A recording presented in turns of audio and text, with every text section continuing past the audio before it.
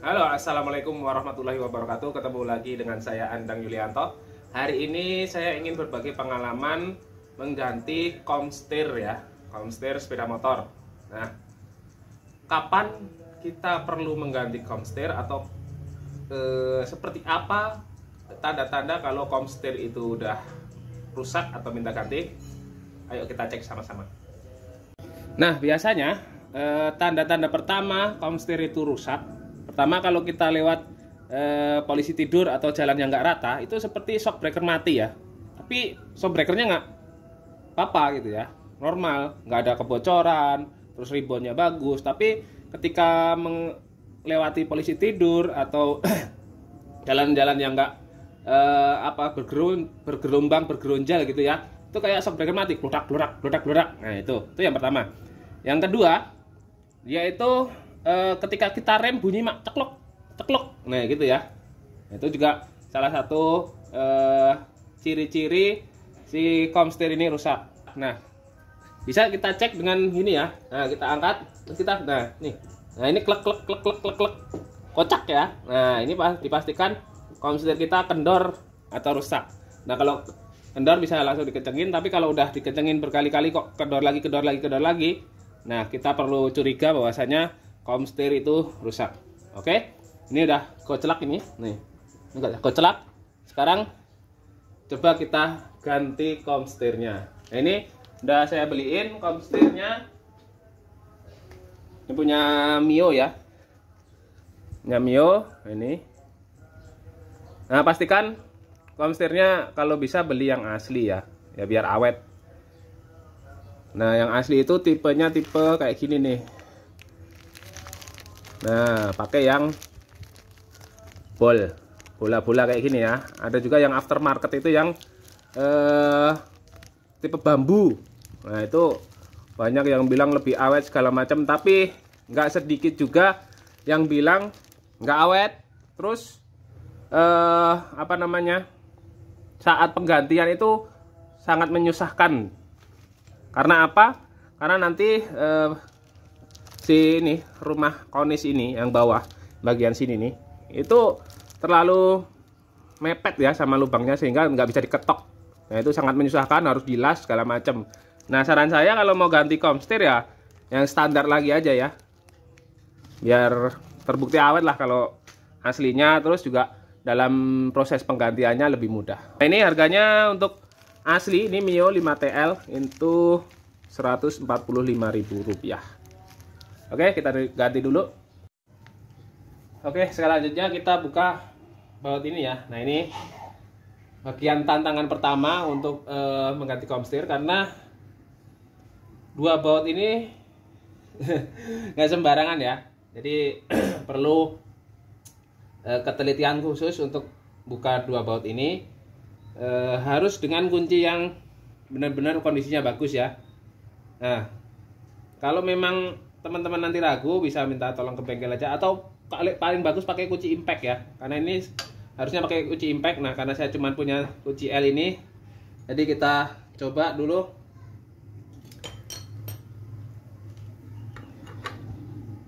Jadi ini harus benar-benar ditekan ya, ditekan ke sana, kok dientak.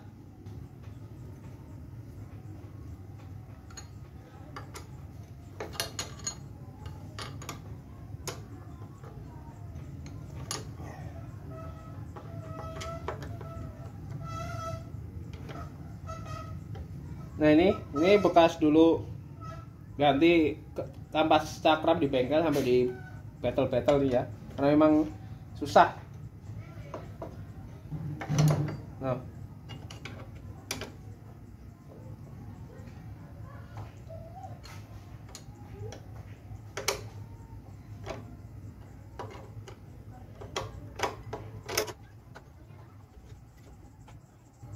Ini ya, sampai bekasnya ledes-ledes nih, pernah di battle juga. Nah untuk teman-teman yang kesulitan membuka baut ini daripada selek, saya saranin ini mending bawa ke bengkel dulu. Oke, udah lepas. Nah baru kita buka ke sana-sananya ya. Oke, selanjutnya kita lepas di atas-atasnya ini ya.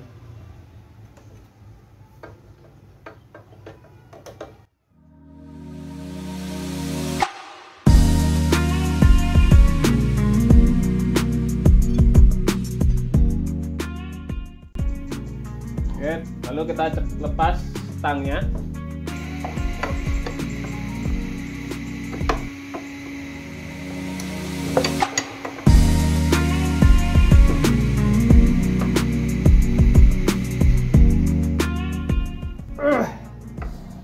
Wah, mantap juga ini, belum pernah dibuka, bos. Deh, keras banget. Perlu tenaga ekstra. Set. Mantap. Harus pakai tambahan kekuatan.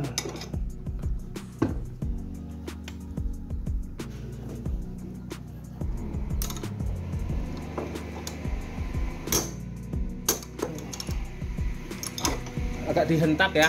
Kalau baut-baut keras kayak gini, memang sebaiknya kalau punya impact, bagusnya pakai impact. Tapi ya berhubung nggak punya, pakai alat seadanya. Jadi kalau baut-baut keras kayak gini, usahakan bener-bener kunci yang bagus ya, jangan kunci yang udah selek, terus agak dihentak kalau pas bukanya.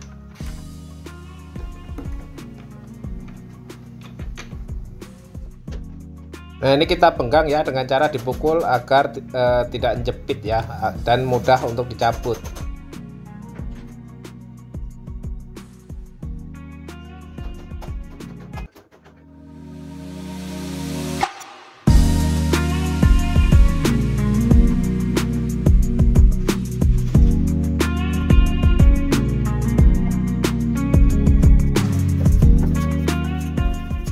Sekarang kita buka kunci komsternya ya.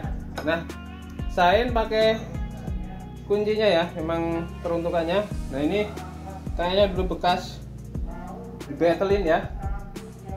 Nah, ini biar nggak rusak, kita pakai kunci yang seharusnya. Nah, kalau punya kunci komster 2 bisa langsung dilepas ya kontranya. Nah, tapi karena saya cuma punya satu kunci komster ya, atas dulu saya kendorin biar agak sedikit naik dan nanti bisa dilepas kontranya ya. Nah, karena ini mur kontra ya, jadi kalau salah satu dikendorin, nanti satunya ikut muter. Nah, makanya biar dia bisa lepas, yang satu kita pegang, yang satu kita putar, berlawanan ya. Nah, ini karena yang bisa dipegang, karena saya punya cuma satu ininya. Nah, saya harus pegang pakai ini, tang jepit. Nah, kalau dikasih bawah, dia nggak bisa karena tang jepitnya lebar, sedangkan ininya kecil. Nah, makanya yang atas saya jepit dengan tang jepit, yang bawah pakai ini. Nah, karena tadi udah saya putar ke kiri ya, jadi udah agak sedikit naik. Nah, sekarang yang atas kita jepit, yang bawah kita turunin ya, putar ke bawah sehingga nanti kontranya bisa lepas. Nah, ini ya kontra, dia diturunin, yang atas biar diem. Setelah tadi dikendorin ya, biar nanti lepas ya.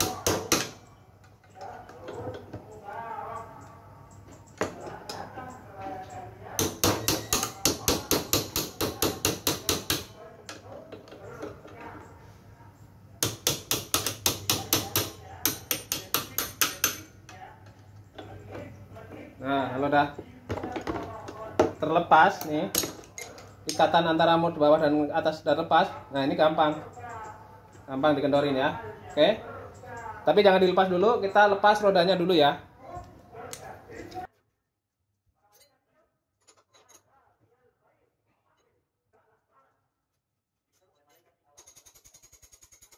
Nah, sebelum dilepas rodanya, jangan lupa diganjel dulu bodinya dan nggak anjlok.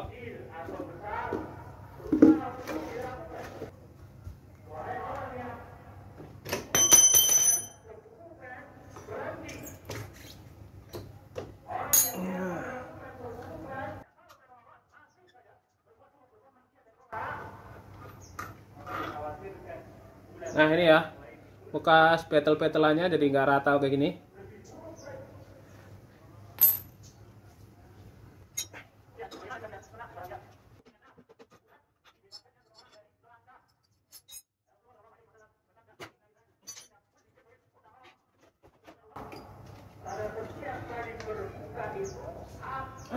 Ini ya, nih ya udah berkarat begini ya, udah berkarat, terus grease-nya udah habis.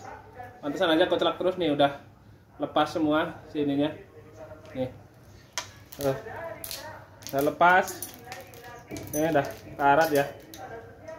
Oke, emang wayahnya ganti. Biar gampang si spatbolnya dilepas aja. Ya nanti gampang lepas ininya, lepas yang bawah dan masangnya. Oke, kita lepas dulu aja.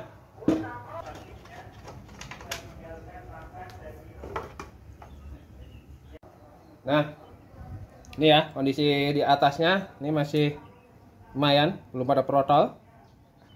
Nah, kita lihat kondisi di bawahnya ya, yang bawah, komstir bawah.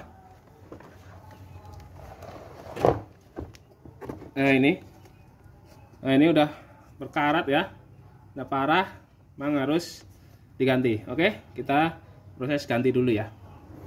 Nah, sebelum diganti, teman-teman lihat dulu ya ini ya, apa masuknya seberapa ini ya. Nanti pastiin ketika ganti itu juga masuknya segini dan rata ya. Jaraknya ini rata nih, jaraknya ini rata. Jaraknya ini rata ini. Ya. Kalau teman-teman punya jangka sorong atau sketmat, itu lebih bagus diukur berapa ini masuknya. Jangan sampai nanti nggak masuk sempurna ya, karena kalau nggak masuk sempurna nanti nggak selang lama pasti oblak ya, karena dia turun otomatis jaraknya lebih turun lagi, nah jadi oblak. Nah terus juga jangan sampai miring, jadi sisi sini, sisi sini, sisi sini, sisi sini sama masuknya ya, jangan sampai ada yang miring atau yang sebelah dalam, yang sebelah tinggi. Nah itu nanti bikin stang itu ada yang longgar, ada yang seret, sehingga ketika dikemudikan malah jadi liar dia, nggak stabil ya. Yang perlu diperhatikan ini masuknya ini, nah ini seberapa dalam, ini seberapa dalam. Kalau memang nggak ada sketmat ya ini pakai apa, kayak kalau saya pakai ini. Nah kita lihat sini ya, kelihatan nggak? Nah berarti nanti segini ya jaraknya, harus sama gini muter. Begitu juga dengan yang bawah ya.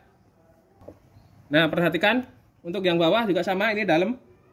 Jadi perhatikan ini masuknya segini, muter harus sama ya, karena kalau nggak sama nanti pasti akan oleng ya, pasti nggak bagus hasilnya. Nah ini kita tandain.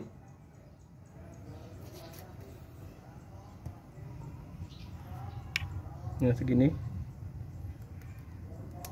bagusnya sih pakai sketmat ya, tapi karena saya nggak punya. Oke, nah segini harus sama nih, muter harus sama. Oke, kita copot dulu, kita bersihin dulu ini karena berkarat ya, nanti akan menghambat, makanya kita coba bersihin dulu. Kita bersihin dulu ya, biar nanti proses pembongkarannya lebih gampang, karena kalau karat begini pasti ganjel, nanti diketok juga susah.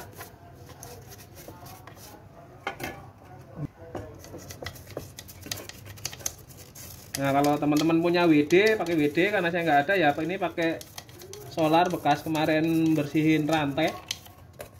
Ya pokoknya pakai alat seadanya, yang penting bisa ganti ya. Intinya ini bersihin dulu karat-karatnya supaya tidak membuat seret ya, nanti ketika dimasuk ngeluarin yang lama ataupun masang yang baru. Nah, teman-teman kalau pakai yang bearing bambu itu nanti pas mungkin masang di sininya gampang, cuman ketika nanti pas ganti sini itu susah nyopotnya ya, karena dia itu, nah misalnya ini ya, nah ini, nah dia itu lingkaran si rangka itu di sini katakan ya, nah itu kan masih ada jarak nih buat diketok dari atas. Nah, tapi ketika pakai bearing bambu itu benar-benar ini rangka sama ini konesnya, nah itu lurus gini, jadi nggak bisa diketok, itu nggak bisa, jadi harus dilas nih, dilas ditarik gitu. Nah makanya bagi teman-teman yang mau pakai bearing bambu ya dipikir-pikir dulu lah ya. Ya walaupun nanti kalau ini ke bengkel gantinya gitu ya, tapi bengkel biasanya juga menggerutu kalau pakai bearing bambu ngepotnya. Nah lebih baik sih ganti untuk bearing yang aslinya aja.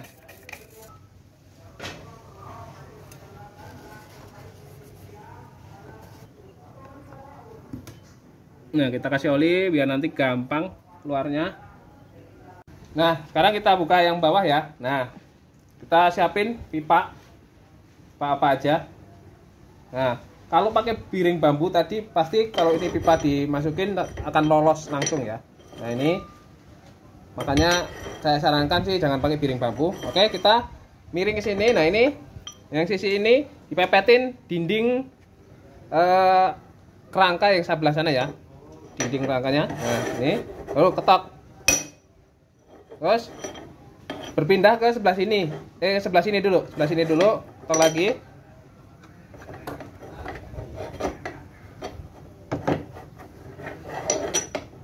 Sampai nyangkut ya. Nah, berpindah ke sebelah sini. Ketok. Nah, sebelah sini. Nah, gitu ya. Copot. Nah, ini. Nah, gampang kan? Sekarang gantian yang atas dengan cara yang sama ya. Mungkin dulu, hati-hati ya. Ini takut ada yang putus kabelnya.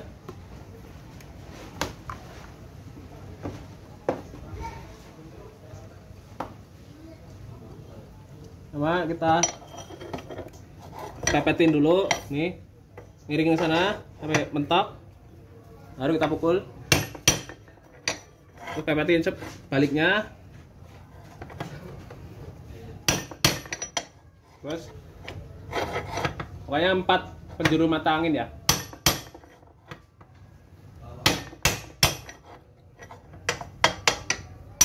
Nah, lepas. Mana tadi? Aduh. Nah, ini. Aduh, atas. Nah, ini yang sama, ini yang atas.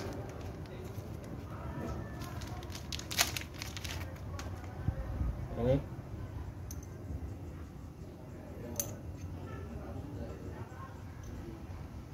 Oke, kita pasang.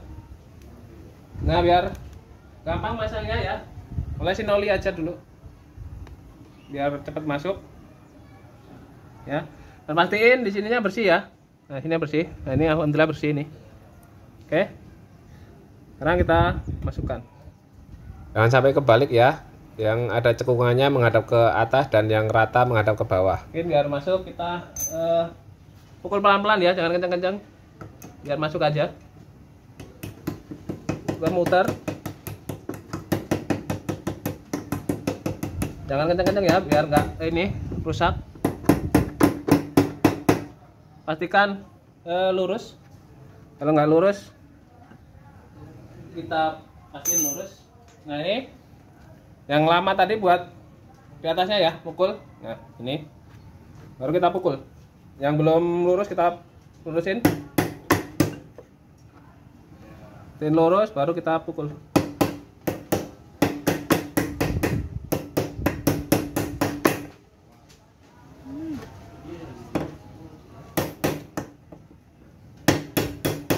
Hati-hati jarinya jangan sampai kepukul ya.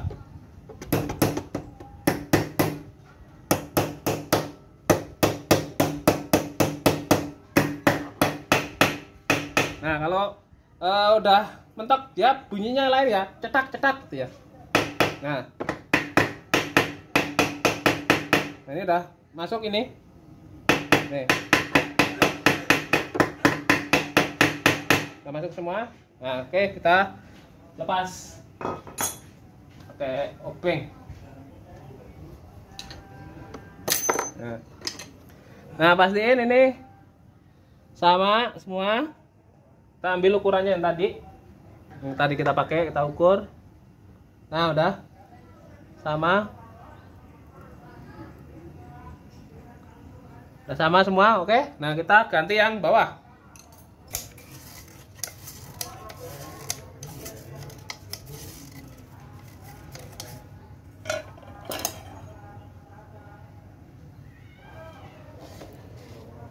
Kita bersihkan.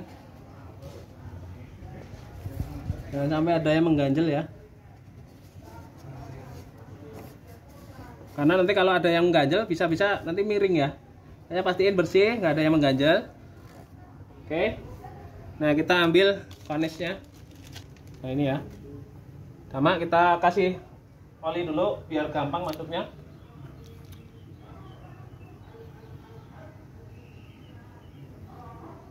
Oke. Nah, ambil yang lama tadi ya. Buat alas getok. Kalau punya trackernya sih bagus, cuman kalau nunggu punya tracker kebeli motor nanti. Jadi kita sebagai pembelajar ya pakai dulu alat yang seadanya, nggak perlu alat yang canggih-canggih. Nah, ini ngadepnya ke bawah ya, yang cekung, yang rata di atas. Nah, tapi untuk yang mukul cekungnya sampai berhadapan kayak gini ya. Nah.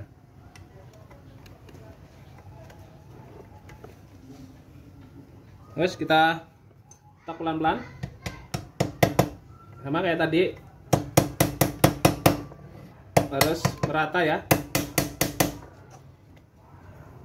Jangan sampai nanti hasilnya miring. Kalau hasilnya miring bakalan nggak bagus.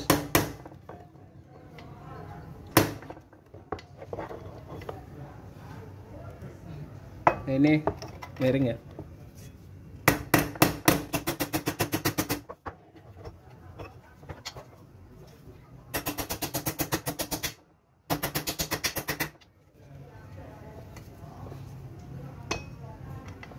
Oke, ini udah masuk semua, kita ukur ya.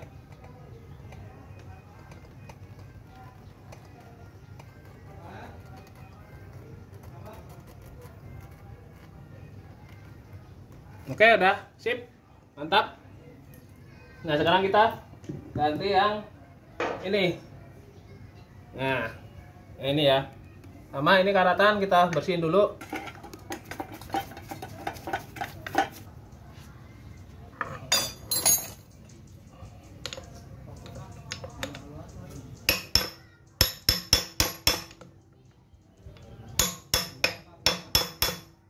Sama kita harus seimbang bolak-balik ya, jangan cuman satu tempat nanti mir.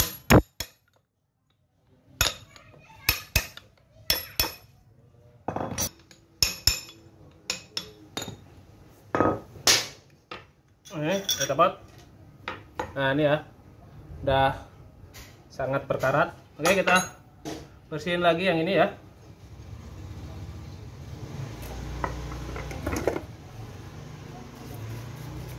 Ini ya, yang gede. Biasa sebelum kita pasang kita kasih oli dulu. Dalamnya ini kasih oli.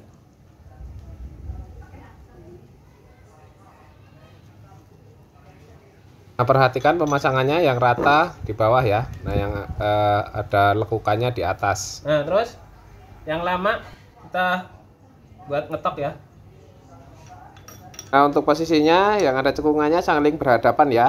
Nanti alas ketoknya yang diketok yang rata.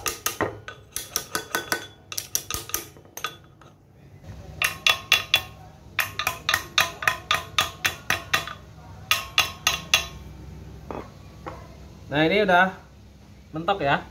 Udah mentok sempurna, rapat. Tinggal kita lepas yang buat tadi ini ya.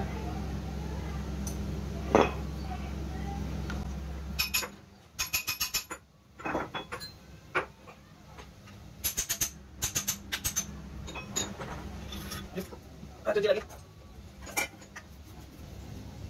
Ya, pastiin ini rapat semua ya, nggak miring sama sekali. Karena kalau miring nanti pasti nggak bagus hasilnya.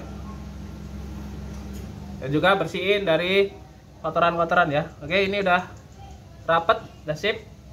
Nah, sekarang kita pasang. Nah, siapin grease ya. Nih, udah siapin grease-nya sama pelornya. Nih. Ini pelor yang bawah yang gede. Nah, ini beda ya cekungnya ya. Ini cekung. Nah, cekung ini nanti ke bawah ini ya. Ini nggak rata tapi cekung ya. Ini ke bawah gini nanti ya. Ini ya. Oke. Jangan kebalik ininya. Ini yang nyembung di atas ya. Nah, ini yang cekungnya di bawah. Oke. Lalu kita kasih grease. Kasih grease secukupnya aja, nggak usah banyak-banyak banget juga. Nanti malah bleber kemana-mana.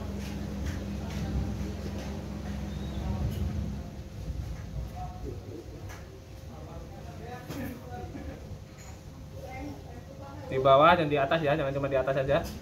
Di cornishnya dulu kasih grease.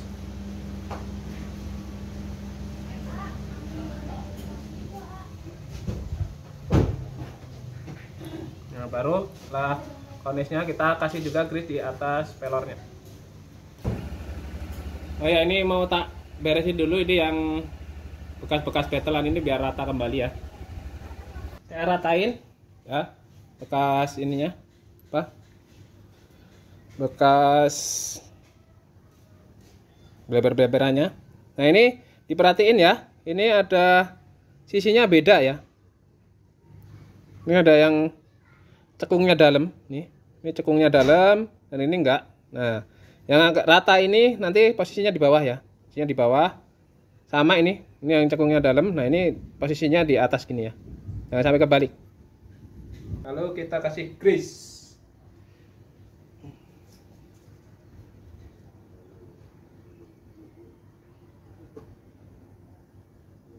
Cukupnya aja ya, nggak usah banyak-banyak. Lalu baru kita taruh pelornya, dan sampai kebalik.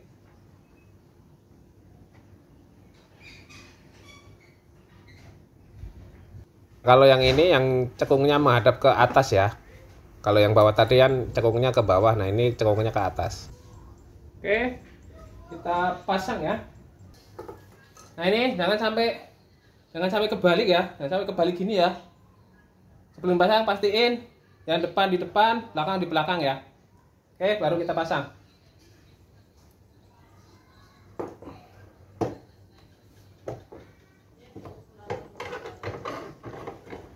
Nah, siapin tutupnya sama salah satu murnya ya. Nah, ini yang atas tekan ya, karena nanti kalau kesundul lepas. Nah, ini untungnya yang Mio itu ada guide-nya kayak gini ya, ada tempatnya, rollernya. Tapi kalau untuk Honda itu nggak ada. Jadi kalau sampai ini nggak dipegang, kesundul, gotrinya bisa berantakan. Makanya pegangin gotrinya, terus kita arahin, masukin ya. Nah, ini sambil dimasukin dulu ini tutupnya.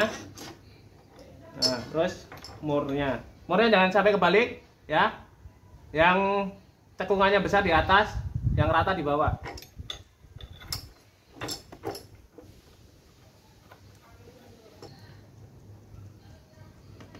Nah, itu kita kencengin ya.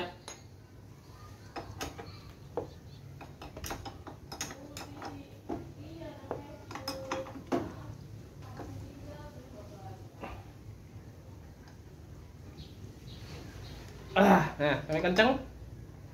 Lalu kita cek apakah pergerakannya itu semut atau ada hambatan atau gimana ya. Nah, kita posisiin di tengah, terus kita geser ke kanan, rasakan semut, tengah lagi, geser ke kiri, rasakan semut ya, nggak ada yang ganjel. Dan kanan kiri dia sama ya, jangan sampai yang kanan semut, yang kiri seret ya. Terus sama kanan kiri.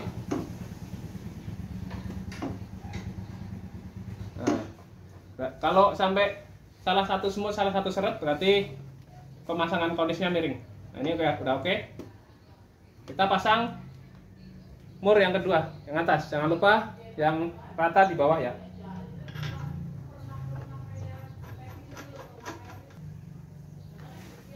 Nah, ini jangan kenceng-kenceng ya, cukup nah gini aja. Baru yang bawah kita naikin, tapi yang atas kita pegang dulu dengan tadi yang jepit lagi. Makin sana dulu, makin ke sana dulu ya. Nah. Kita pasang ininya.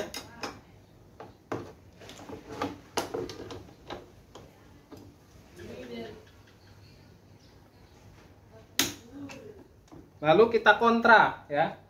Supaya apa? Supaya saling mengikat. Nah, tadi kan mur bawah kita kencengin ya, sehingga menekan komstir dan setang akan menjadi berat. Nah, dengan cara kita pegang mur atas dengan tang jepit dan mur bawah kita putar berlawanan arah jarum jam, otomatis mur bawah akan sedikit naik dan memberikan sedikit kelonggaran bagi setang, sehingga dia mudah untuk dibelokkan, nggak seret lagi, tapi tidak koclak ya, karena cuma sedikit sekali naiknya, dan juga membuat mur akan saling mengunci sehingga tidak akan mudah kendor. Kanan kiri juga sama, smooth. Oke, kita tinggal rakit kembali.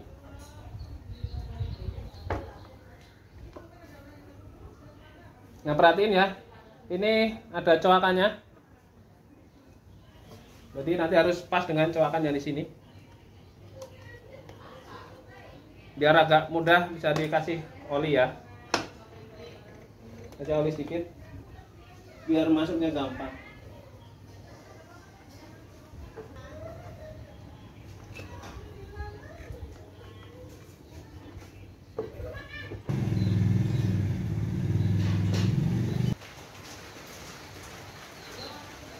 Sip, udah pas.